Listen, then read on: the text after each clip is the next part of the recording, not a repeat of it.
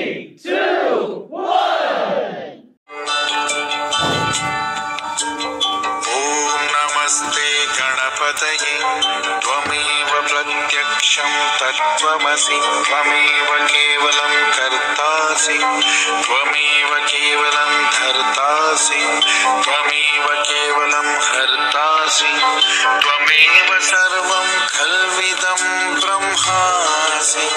त्वं साक्षादात्मासि नित्यं कृतं वच्मि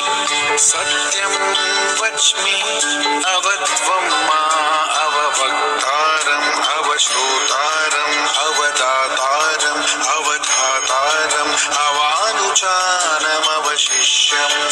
अवपश्चातात् अवं पुरस्तात्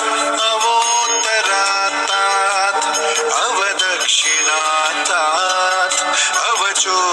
अवचोर्ध्वात्तात् अवोदरात्तात् सर्वतो मां पाहि पाहि समन्तात् त्वं वाङ्मयस्त्वं चिन्मयः त्वमानन्दमयस्त्वं ब्रह्ममयः त्वं सच्चिदानन्दाद्वितीयोऽसि त्वं प्रत्यक्षं ब्रह्मासि त्वं ज्ञानमयो विज्ञानमयोऽसि सर्वं जगदिदं त्वत्तो जायते सर्वं जगदिदं त्वत्तस्तिष्ठति सर्वं जगदिदं त्वयि लयमेष्यति सर्वं जगदिदं त्वयि प्रत्येति त्वं भूमिरापो नलो निलो नभः त्वं चत्वारि वाक्पदानि त्वं गुणत्रयातीतः त्वम्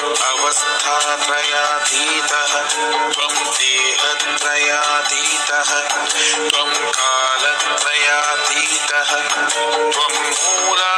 मूलाधारस्थितोऽसि नित्यं त्वं शक्तित्रयात्मकः त्वं योगिनो ध्यानन्ति नित्यं त्वं ब्रह्मा त्वं विष्णुस्त्वं रुद्रस्त्वम् इन्द्रस्त्वम् अग्निस्त्वं वायुस्त्वं सूर्यस्त्वं चन्द्रमास्त्वं ब्रह्मा भूर्भुवस्सुवरो गणादीं पूर्वमुच्चार्य वर्णादींस्तदनन्तरम् अनुस्वारः परतरः अर्धेन्दुलसितं तारेण रुद्रम् एतत्त्वमनुस्वरूपम् गकारः पूर्वरूपम् अकारो मध्यमरूपम् अनुस्वारश्चान्तयरूपम् बिन्दुर्पुत्तररूपम् नादः संधानं संहिता संधिः सैषा गणेशविद्या गणनायक ऋषिः निश्चृद्गायत्री छन्दः गणपतिदेवता ॐ गङ्गणपतये नमः एकदन्ताय विद्महे वक्रतुण्डाय धीमहि तन्नो दन्तिः प्रचोदयात् एकदन्तं चतुर्हस्तं पाशमङ्कुशधारिणं रदं च वरदं हस्तैर्बिभ्राणं मूषकध्वजं रक्तं लम्बोदरं शूर्पकर्णकं रक्तवाससं रक्तगन्धानुलिप्ताङ्गं रक्तपुष्पैः सुपूजितं भक्तानुकम्पिनं देवं जगत्कारणमच्युतम् आविर्भूतं च सृष्ट्यादौ प्रकृतेः पुरुषात् परम् एवं ध्यायति यो नित्यं स योगी योगिनां वरः नमो व्रातपतये नमो गणपतये नमः प्रमदपतये नमस्ते